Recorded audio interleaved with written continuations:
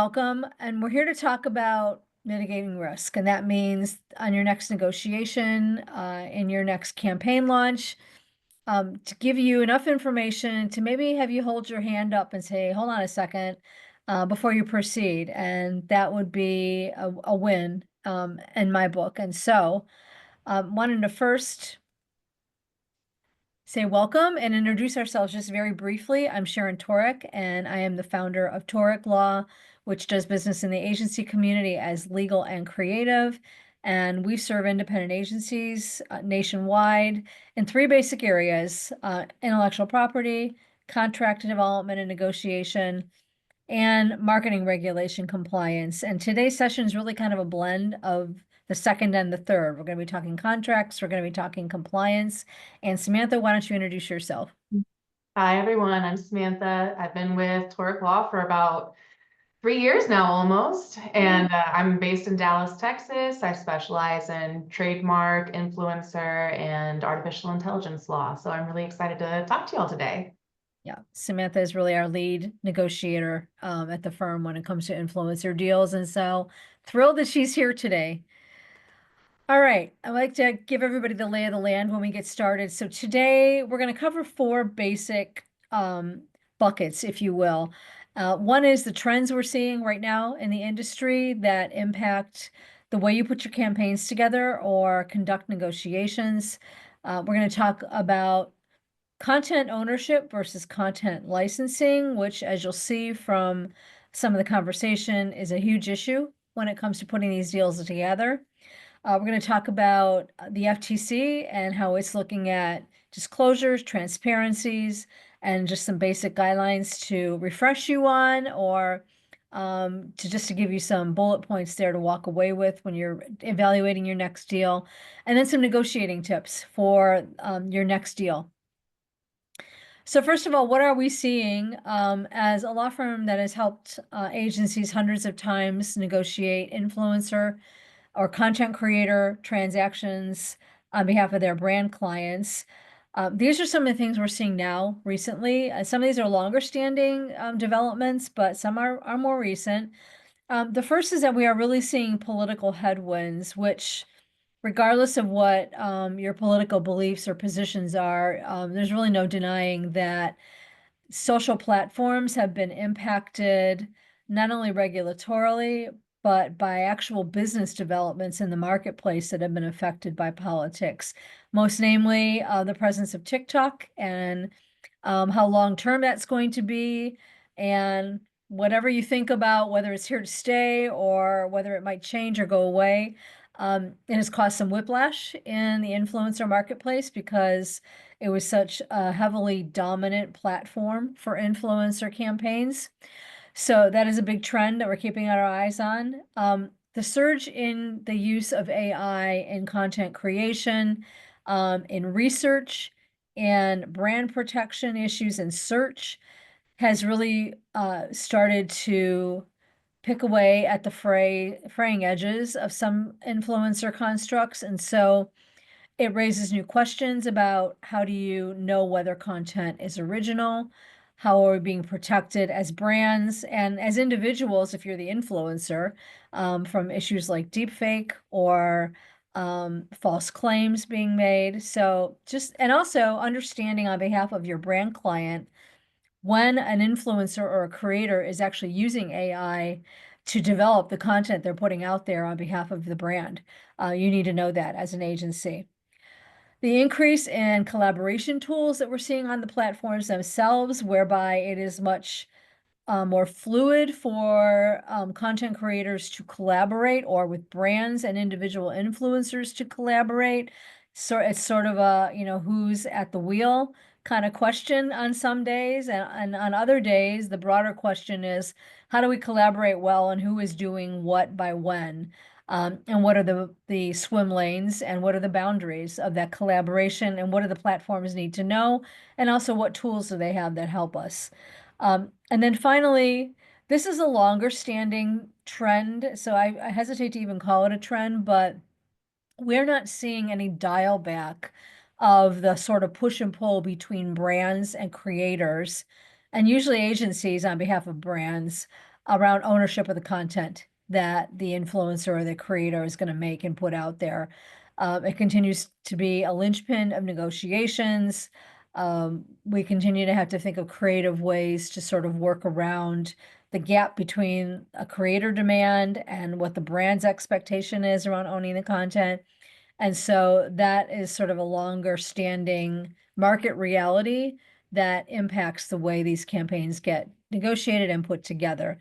And so to talk about the issue related to content ownership or other alternatives there too, Samantha, I'm going to turn it over to you to talk about content ownership versus content licensing. So like Sharon said, I do a lot of the influencer negotiations at our firm, and I will say that ownership and licensing takes up about 70% of the negotiation time. So we wanted to really break it down today and give you guys kind of an overview of expectations regarding ownership, licensing, and then also some of the more ancillary details like the release of rights.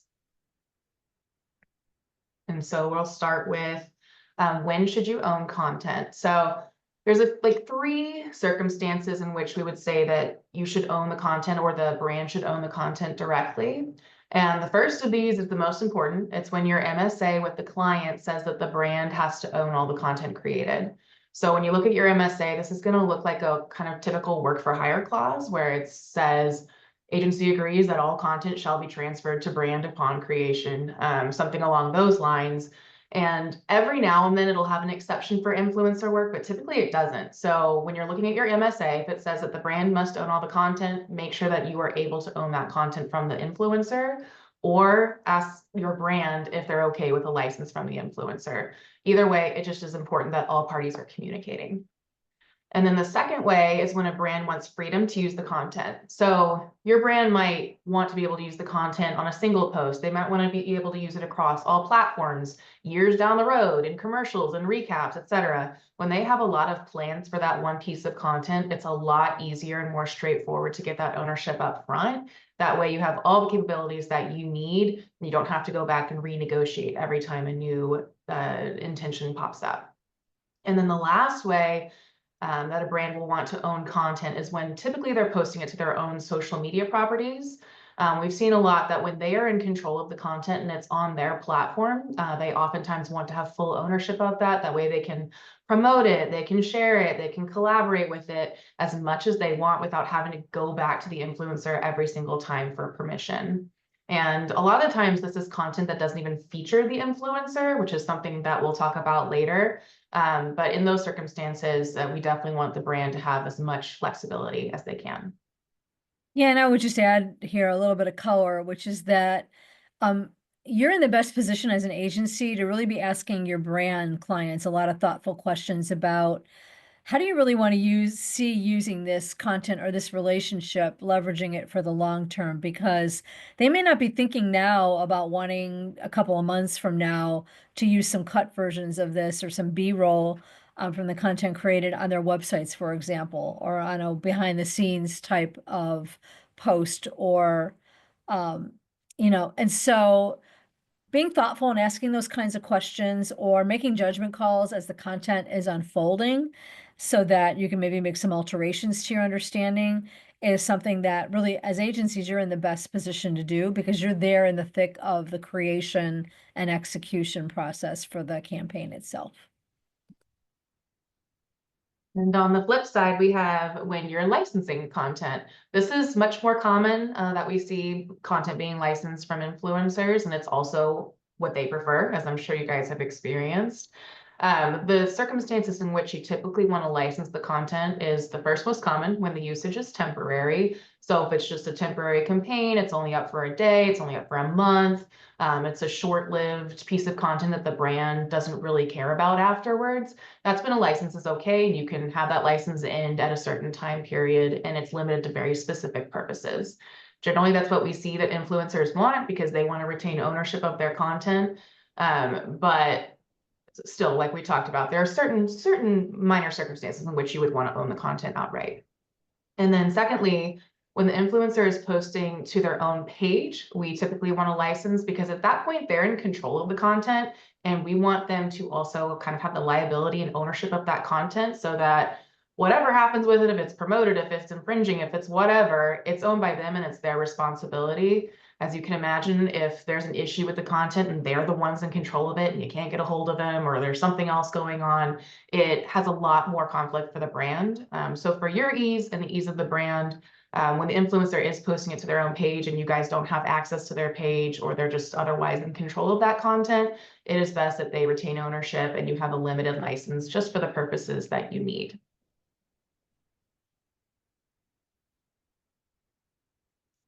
And then the last question is, when should you obtain name, image, and likeness releases? So this is every single time. It's something that often gets lost or forgotten about, but whenever you're licensing or owning a piece of content, you own the content, but you might not have the rights to use the person's face or their voice or their social media handle, all those things that make them who they are.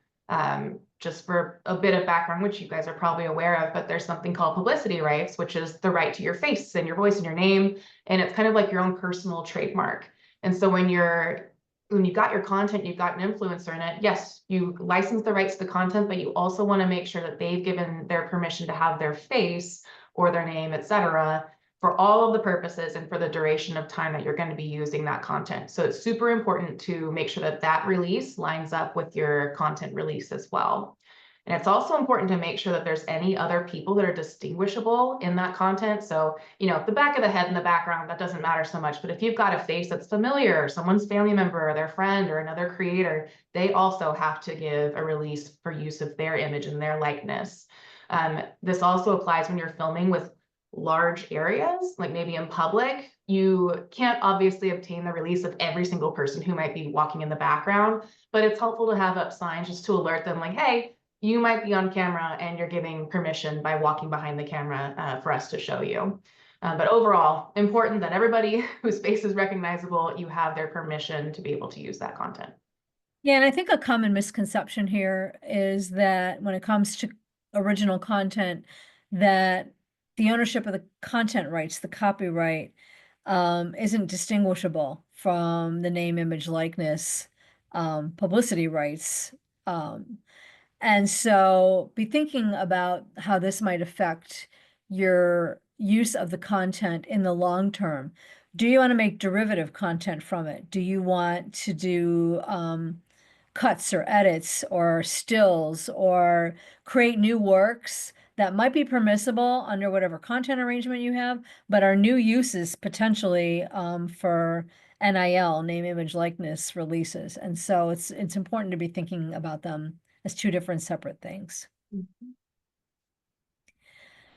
All right, so we wanted to share with you really an update and a refresh, just to kind of put a fine line underneath what the FTC's expectations are. The spoiler alert here is that they haven't fundamentally changed. In the last several years, there were some updates to the FTC's endorsement guidelines almost 2 years ago, and most of you know this. The central hallmarks of the FTC's concerns when it comes to influencer marketing, content creator-based marketing, are the principles of disclosure and transparency. There's lots of subheads underneath those two concepts, such as, not being misleading, obviously being truthful. At the end of the day, remember, influencer marketing is considered advertising by the FTC. It's not distinguishable in many ways from advertising that you would see on a billboard or on a video or broadcast commercial. In terms of the expectation the FTC has that the information be the truth and not misleading to anybody, and that any disclosures that need to be made about special relationships that the influencer or creator have with either your brand, your agency, are disclosed. And so clear and conspicuous is really the new big rule. And that means that the way you all choose to express the disclosures via the hashtags and via Medium itself and the features it makes available, for example, on the time of swipe or superimposed over the video, depending on the kind of medium that the social platform specializes on.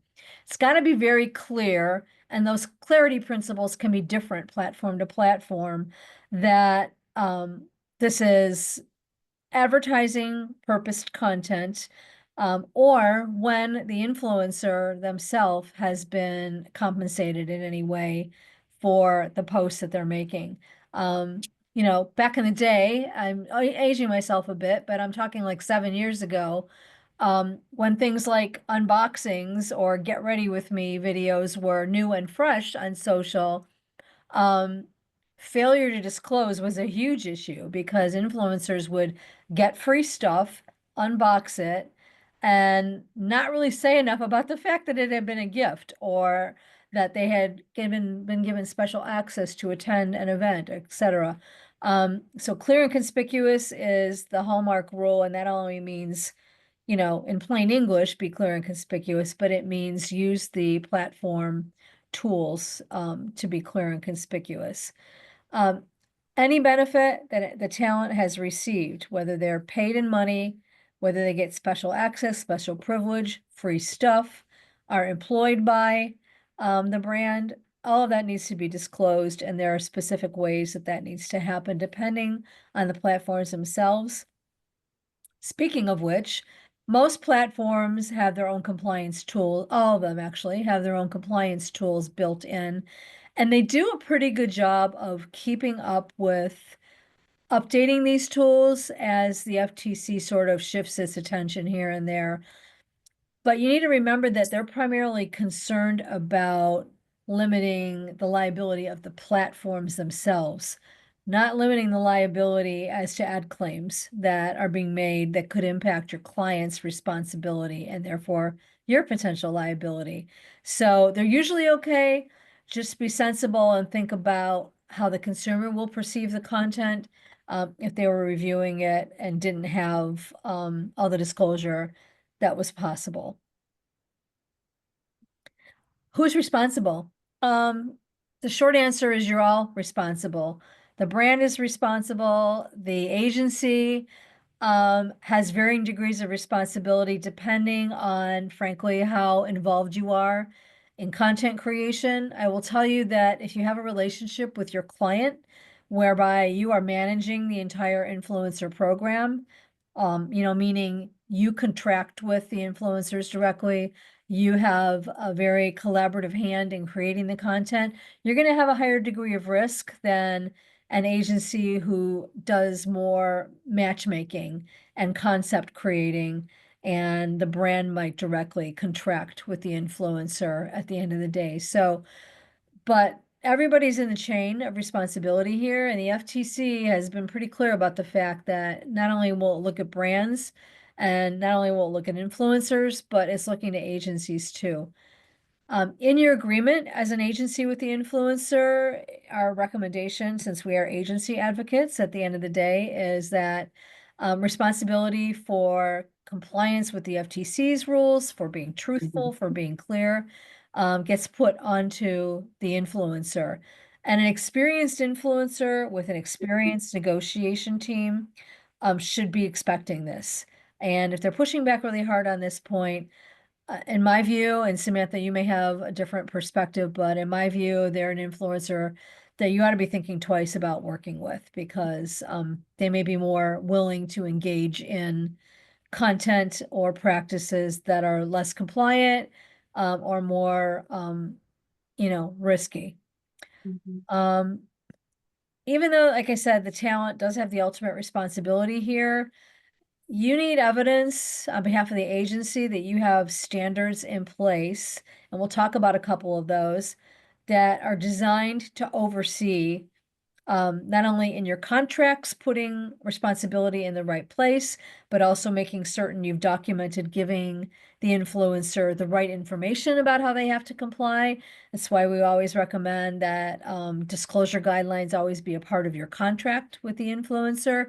But also, it's important that you have a plan as an agency to be monitoring campaigns as soon as they go live, so that if you see any content out there that is not following the rules or is skating too close to the edge for your comfort or your brand's comfort, that you have the ability to intervene immediately. Because as we all know, social is very viral, and your time for correcting errors is extremely limited.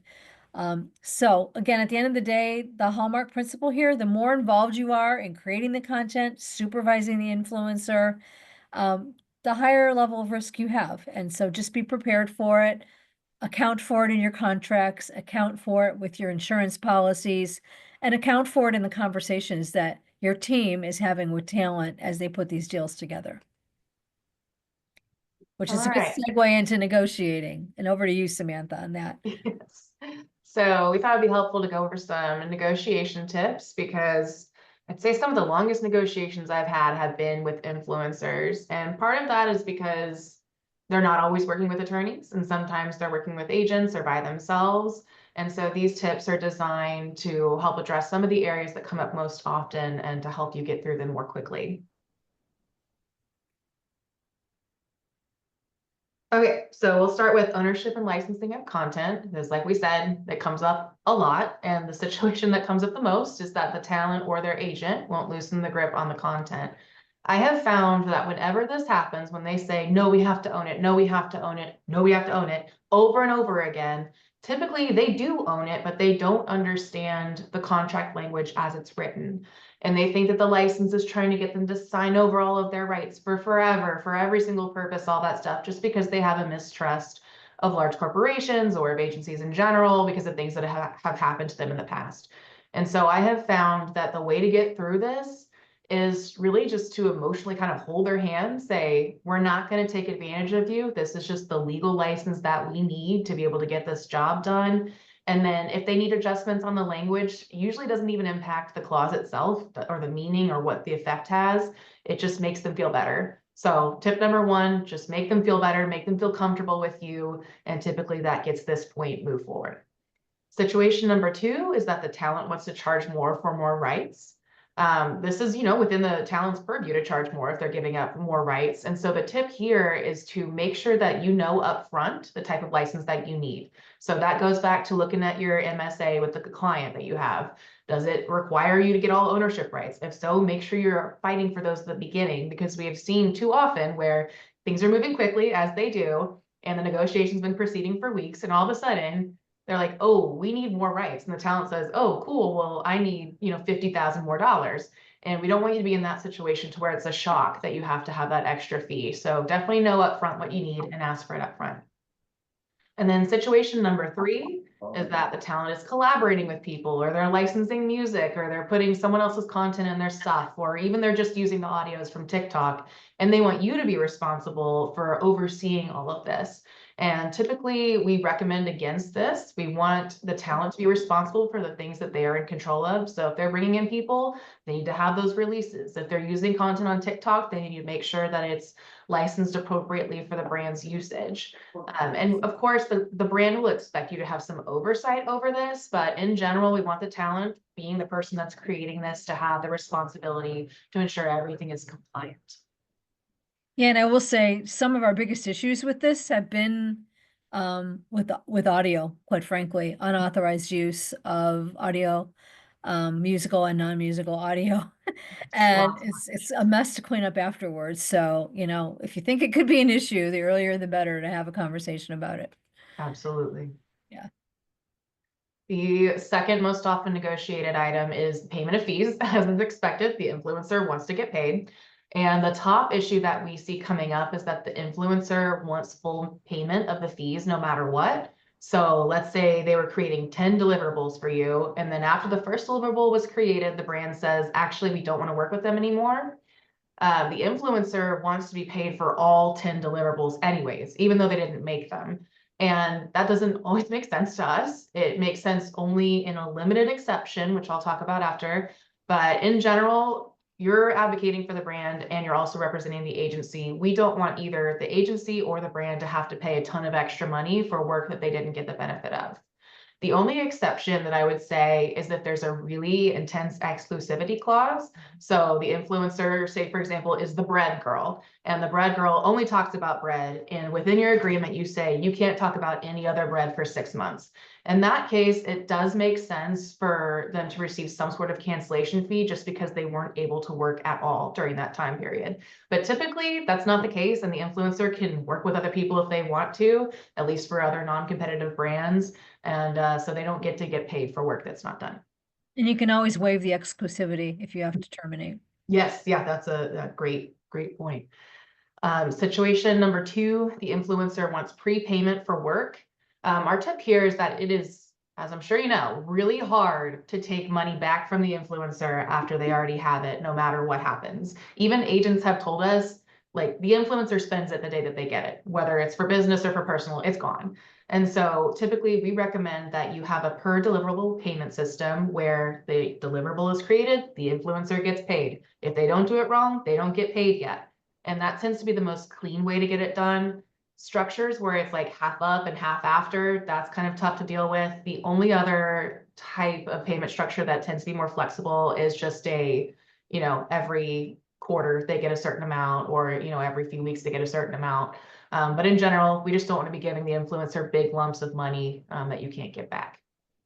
And then lastly, the situation is that the influencer wants payment for edits. And it's reasonable for an influencer to be paid for additional work if it's outside of the scope of what you originally agreed upon. So if it's like, oh, we want you to go partner with this person in another location with the same product and just tack it on, fine, we'll give you some extra money for that. But if it's within the same scope of the project and it's edits just to shape it to make it look better, or if it's edits to correct something that's non-conforming to what you told them to do, then that should really be included in the influencer's fee. And it's kind of up to them to charge enough to cover those things, but they should not nickel and dime you every single time they're having to go back to that piece of content just to make it ready to go out. And lastly, we have tips on the termination of the agreement. So first situation is that the influencer strikes the morality clause. They do this a lot, but this is generally not acceptable. We live in a cancel culture where one wrong move, the influencer gets canceled, and all of a sudden the brand's association is problematic as well. So if an influencer is trying to strike this, first of all, it's good to ask yourself, why are they doing this? What are they going to be doing, like, to make a scandal occur? But second, you want to make sure that the brand has the opportunity to cancel if there's any sort of issues. And so hold firm on this. If the influencer still says no, then maybe try to work with somebody else who is willing to have the morality clause in there. Second situation is that the influencer wants to be able to terminate at any time. We also don't recommend this because you guys are planning a campaign based on this influencer with their audience and their specific brand and persona. If they back out midway, that's a lot of heavy lifting for you to do and for the brand to do to try and get things back on track. So typically we don't give them the ability to terminate except in extreme situations, which are called force majeure in a contract. This is like, they get in an accident, there's a fire in their house, really emergency type things that prevent them from being able to do the job. We give them an out that way, but otherwise they shouldn't be able to terminate at all until the term of the campaign is over. And then situation number 3, the influencer does not want the agency or the brand to be able to terminate for convenience. It's our preference that the brand and agency, that you guys have the ability to terminate when you need to, but we understand that that's not always possible. Of course, it gives you max flexibility and all that, but the talent is not going to like that, and the agents really hate that. So if you can't get that through as it is, we recommend carving out very specific instances where you can terminate. So if there's a morality breach, if there's an unexpected poor performance, or if the platform changes significantly, or TikTok goes away and this other platform comes up instead of it, there's lots of circumstances that you can list as possibilities for termination that tend to make an influencer and their agent feel better about it. Yeah, and I would say situation number 3 is really the only one that's fixable with more money. There are times when if your brand client does want more flexibility and is willing to pay additional for that flexibility, that can be a way to sweeten the deal for the influencer to make the arrangement more flexible for the brand. Situations 1 and 2, money doesn't fix, because obviously a moral situation is not going to reflect well, and money doesn't fix that. And obviously, it's hard to calculate how much money you're going to need to fix being abandoned mid-campaign plan. So awesome. All right, so we wanted to also not only talk about the regulatory landscape, which we did, and sort of some negotiating tips, which Samantha just did a great job of, but we promised to talk with you all about the paperwork, the part of the work that you'd all do that you probably hate the most day in and day out, and the reason why legal is even a part of the conversation here. And hopefully talking through some of this is going to make it a little bit more fluid and feel a little less overwhelming, or it won't slow you down as much. So the essential documents that we want you all to be aware of are the influencer agreement itself. And we have separated that into two versions here, really.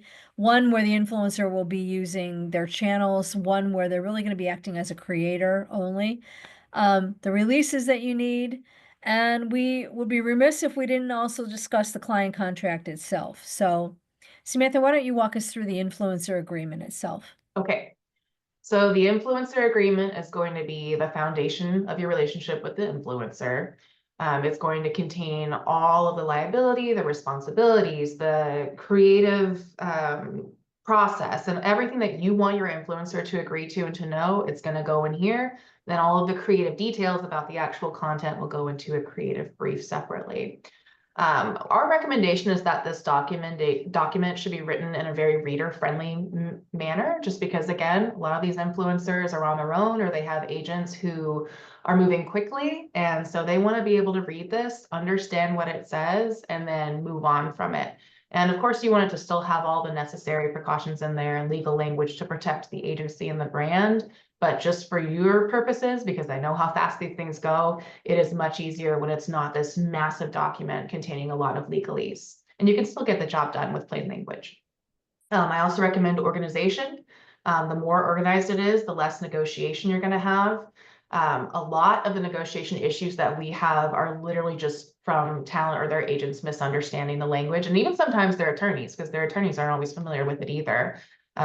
So the clearer it is, the more organized it is, and the more you feel comfortable talking about it, the more that these negotiations are going to proceed quickly, and both parties will feel comfortable with how things have gone. You know, and I would just jump in here and say that much like we advise clients when they're negotiating master service agreements, there's a lot of wisdom in having multiple versions of these documents in your toolkit, because not every deal is going to be as risky, not every campaign is going to be as lengthy. And so there'll be some situations where a more compact agreement is going to get the job done, and a full influencer agreement is going to feel like overkill. Alternately, there are situations where the relationship's going to be very complex or very embedded, or there's a lot of money involved. That's where you really need to have your T's crossed and I's dotted, and therefore the paperwork is going to look a little bit more complex. And you probably have a more sophisticated influencer team that you're negotiating with, so they shouldn't be surprised by that. Especially celebrity teams, those are well equipped for the larger agreements. Right. So sometimes you want to use a well-known creator or a well-established creator, but they may not be, you may not be trading off their influence as much as you are their ability to create deliverables that are, you know, can be deployed on behalf of the brand. And so in this situation, the content ownership and utilization rights are really central. There's, in my view, less likely to be, although never say never, but less likely to be morals issues that have to be planned for, is less likely to be content redaction after deployment to have to deal with. But the elements here you want to be keeping in mind is that they can either be standalone or they can be used for a specific deliverable.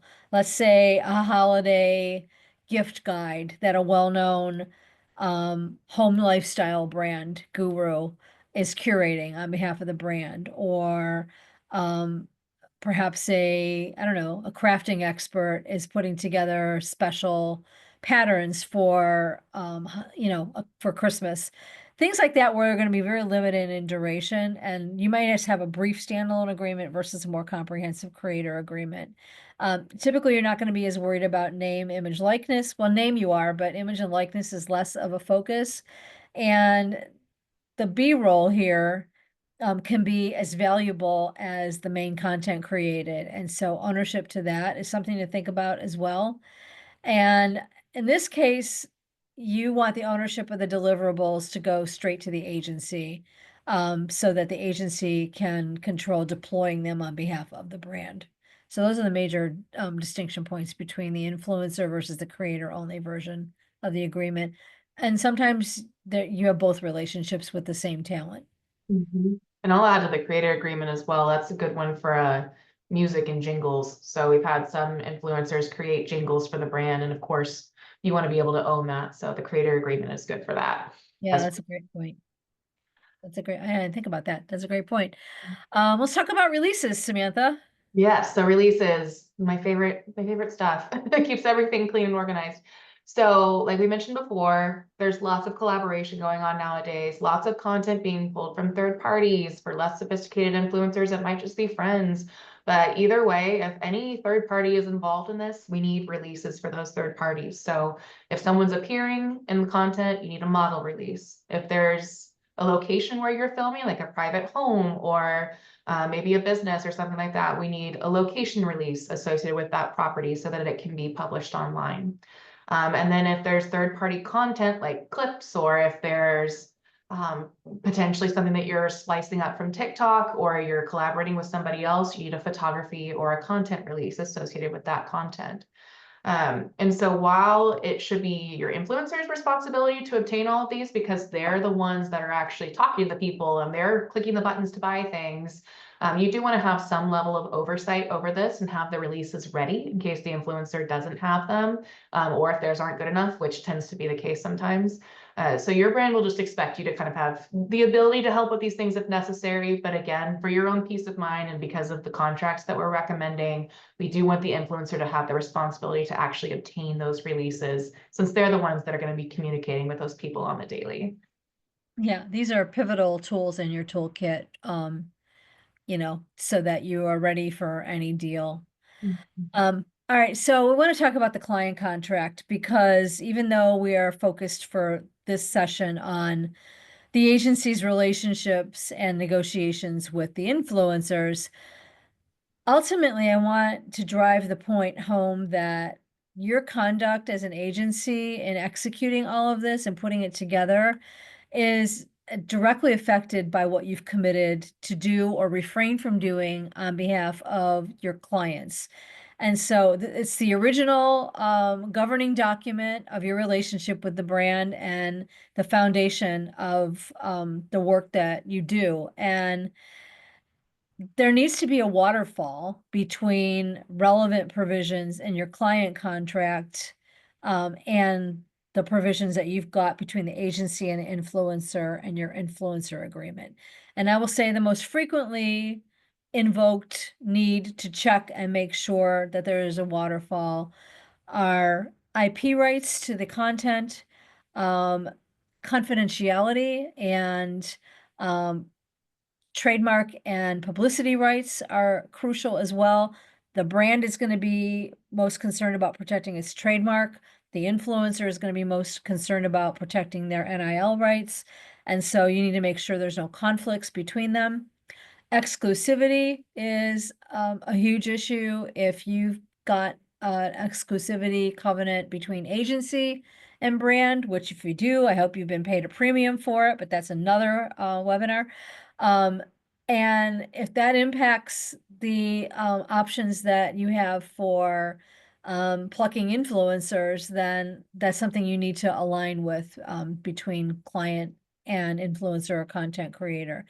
So just like you need to have a toolkit ready, having a good standard client MSA and a set of tools for entering into relationships with your clients and making certain that the two dovetail is super critical and saves you time, saves you money, and also a lot of headaches when there's conflicts between them because you've thought them through in advance. So again, ownership responsibilities, indemnification, liability, and limitations, all impacted by whatever the client and you have agreed as reflected in your master service agreement. All right, we've talked fast. I want to let you know that we hope that some of this content was helpful to you, but we've got some more help on the way for you. First of all, as I said earlier, you're going to all be getting the session recording, which feel free to put it in your library and share it with the rest of your teams. This QR code will get you to a resource center that has about of free resources, articles, tip sheets, guides that you can use and access at any time to help your next negotiation go a little bit more smoothly. Also, we're about to release something we're really excited about, which is another tool that will help make all of this easier for you by sort of packaging it together in one central library of resources. So you'll be getting more information in your inboxes about that very soon. And I'm going to leave the QR code up for a moment or two and say thank you for listening. And now we want to open it up and start the conversation with you all. So if you'd like to take yourself off of, or put yourself on camera, I should say, we'd love to see your faces.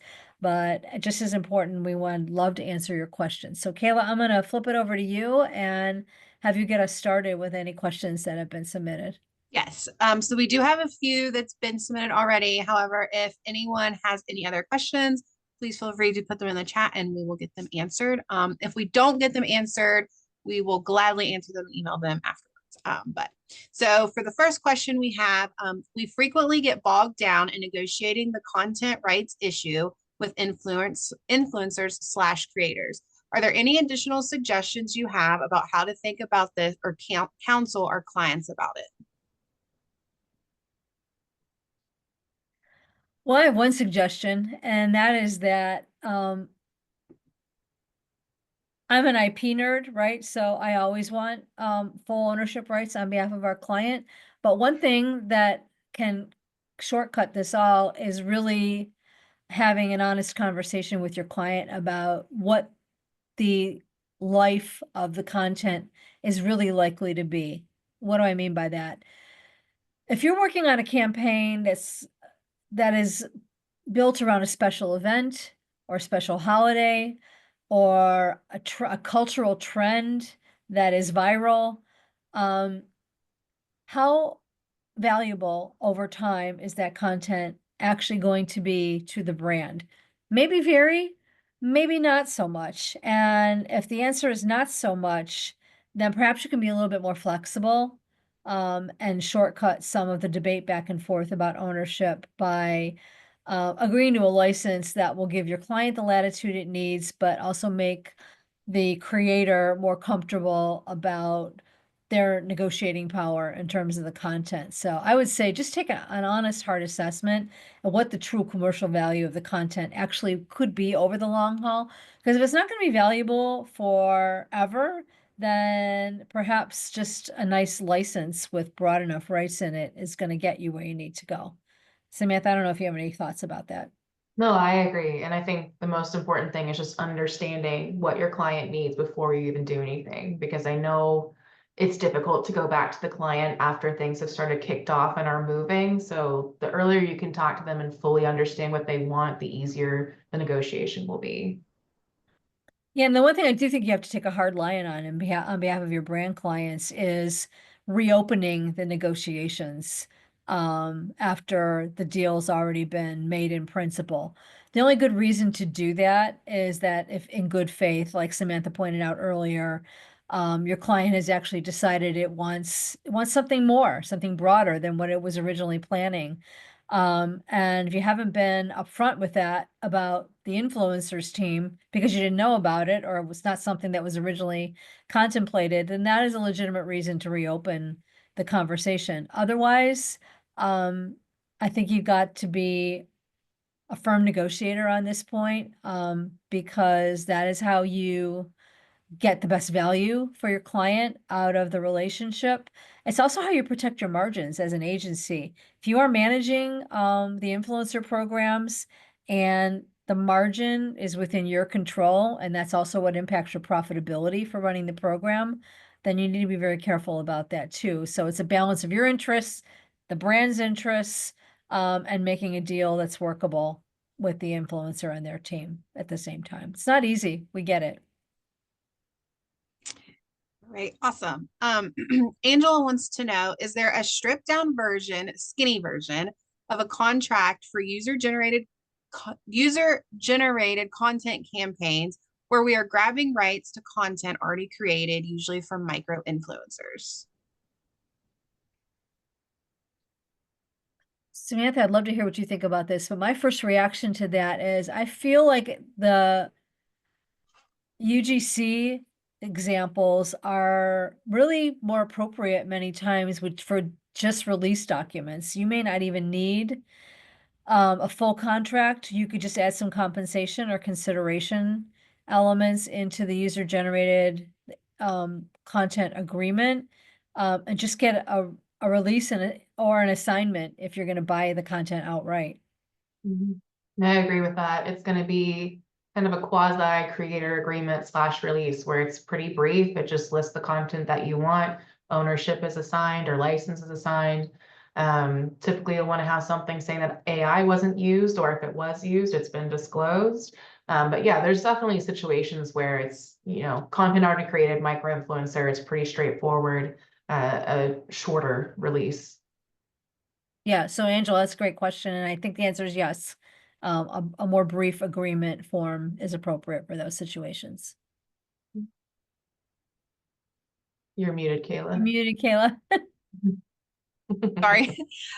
Common Ground PR wants to know thoughts on family influencers whose kids are in their content for model releases. That's come up a few times for us.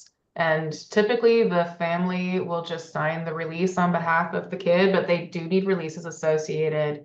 And then yes, the parent or guardian will typically sign that release and ensure that it's okay for the kid to appear in the content. And of course, there's other considerations, such as child labor laws and other restrictions that are coming out from SAG, and just new laws that are kind of coming to fruition over the next few years regarding how much kids can participate in content. But in general, the model releases are what we're looking at right now, and then just ensuring that any sort of legal compliance is in place for the kids. Leslie wants to know what tools or software are people using to find and vet their influencers? That's a great question. I think we have to throw that out to the gallery. Anybody got any tips on that? Well, Leslie, I actually don't know the answer to that, which is something a lawyer always hates to admit. Angela Harper, I think, we have a couple answers. Platform creator marketplaces. Someone said creator IQ. Awesome. Great tips. Another one was Clear. And as these come in, I can give those, but we could go to a next question. Missy wants to know, can we just have the NIL release as a point in the main agreement versus a separate form? I think you could. Is it possible? Yes, I think it could be an exhibit to the influencer or creator agreement. We don't typically fold them in as a clause because you may need additional releases from people who aren't actually subject to some of the terms and conditions. But yes, I think that is possible. And as long as it's appropriate, then, we don't have any objection to streamlining the documents. I have not personally done that. Samantha, have you folded it in? No, I have. Yeah, I folded it in for Yeah. the influencer themselves. When we're going to want to use the full NIL release is when there's third parties involved. It's harder to put the NIL release in for third parties, especially since the influencer is typically the one getting those, or you're getting them separately as the content develops. The only exception I would say is for really broad releases for celebrities. Generally, we have those separate just because we want everything separate and spelled out and specific. But for smaller campaigns, definitely we can wrap it up into the release for the content as well. There is a certain gravity to the term NIL now that didn't exist a couple years ago, honestly, and especially in sports and entertainment where they intersect. So I agree with Samantha that sometimes calling it out separately, even though you could cover it in the influencer agreement, might be one of the better ideas. But yeah, no reason why you couldn't fold it in. Awesome. And then Jordan B wants to know specifically regarding clear and conspicuous disclosures, any tips for best ways to guide clients that may prefer or only have done up until this point FTC compliant campaigns into compliance, or worst case to at least protect an agency without necessarily turning their client away entirely? That is a tough one. I'll answer the second one from my point of view first, and that is that absolutely you want to look at your liability limitation and indemnification language in your client agreement to make certain, and you'd also want a heightened client responsibilities section of the master service agreement to the effect that the client is verifying the truthfulness and the accuracy of all the information it's providing you, the agency. So that if you're getting any claims information or data, or they're bringing talent to the table that's willing to say X or Y or Z on social, that they're holding you, the agency, harmless for any of that stuff.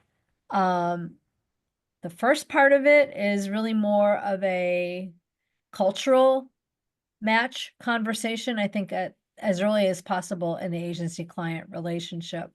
And what you might be able to do to be helpful there is sharing your principles or policies or procedures regarding FTC compliance. In other words, here, brand, these are the standards that we expect when we're managing influencers for brands, the influencers to abide by, and you just flat out give them your set of disclosure requirements, or your policies and procedures around disclosure, and put yourself in the shoes of a teacher, as much as you're an agency for them.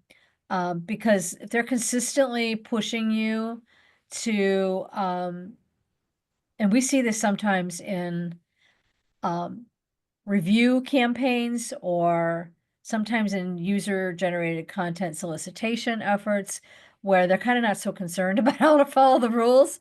Sometimes it's because they don't know them. Sometimes they know them, but they would prefer to dance on the edge of them. So you just have to be helpful, be a teacher, and then kind of use your radar to determine if it's a match between the agency and its values and the client and their values. I don't know, Samantha, any other thoughts on that?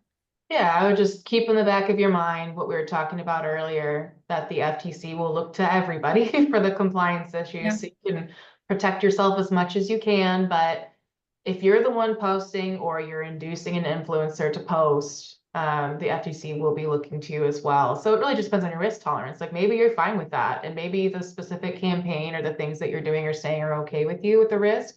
But just keep it in mind that no matter what, you have some liability there. Right, I think we have time for one more question. Who should be signing the contracts with the influencers, our agency or our clients? Yeah, I love this one because there's benefits and detriments to either approach, in my opinion.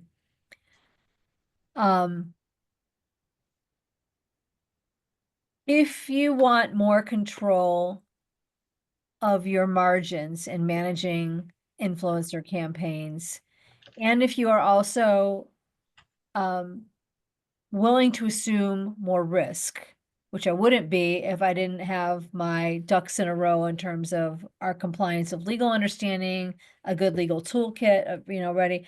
But if you're comfortable with that and you're concerned about margin protection, then having the agency contract directly with the influencers is probably going to be the preferred approach. if your client wants ultimate control of the relationship, that takes the choice out of your hands, and you're gonna really be sort of a matchmaker or navigator and really negotiating deals that your client will sign off of with the influencer directly. And sometimes we've seen hybrid situations where, part of the relationship is reflected in the agency's agreement, or and sometimes there's two contracts. I don't know what you're seeing more frequently, Samantha, when you're putting these together. I've tended to see one agreement, but I know in some cases we've seen more than one. I've mostly seen one agreement, and typically the agency holds that agreement with the influencer. But Yeah. that's because in the circumstances that I see, the brand is completely hands off. They want to see the agency taking care of everything. And in that circumstance, the agency does probably want full control over how things are processed. But I can see a benefit to the brand holding those contracts and the agency just kind of serving as a manager of the content and among other projects. But definitely more frequently we see the single contract with the agency. Yeah, I mean, it's a more risk, more reward situation, honestly, for the agency to sign the agreement, but there, the more involved you are, again, the more liability potentially you could assume if things went sideways. So, but I also think that that's the kind of circumstance that encourages agencies to keep their their gameplay high level when it comes to compliance. So it's not a bad thing in my view. All right, well, unfortunately, we do have a couple more questions, but we are out of time. So like I said earlier, we will get these answered and email them to you. I went ahead and put my email in the chat. So if you're like me and think of things at random times throughout the day after the Q&A session, please feel free to send those to us and we will get them answered. We want to say we're so grateful to you for spending time with us. This has been a lot of fun. It was a lot of fun to put together, and it was a lot of fun answering your questions and seeing some of your friendly faces. Reach out to Samantha, reach out to me, as well as Kayla, if we can be of any specific help. And be on the lookout for a message from us, which will give you a link to the materials we talked about, the Free Source Center, and also the toolkit we're going to be making available very shortly. So thank you all. Have a great rest of your day, and hopefully it's sunny wherever you are. I'm in Cleveland, Ohio, and the sun is out today, so hopefully it is in your neighborhood as well. Thanks, everyone. Thank you, everyone.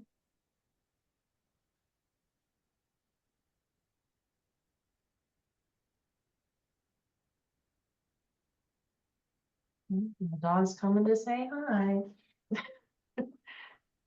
He's like, I heard y'all going away. Hi, Rafa. Do you have an influencer marketing question, Rafa?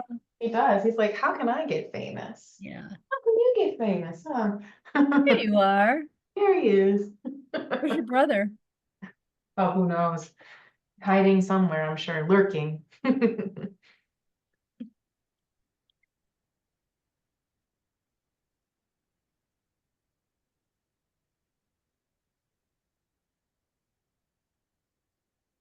Awesome. All right. Well, thank you. I'm gonna end the session, and that was a great conversation. I really enjoyed it. Thanks to everybody. Thank you. All right, have a great day. Bye now. Bye.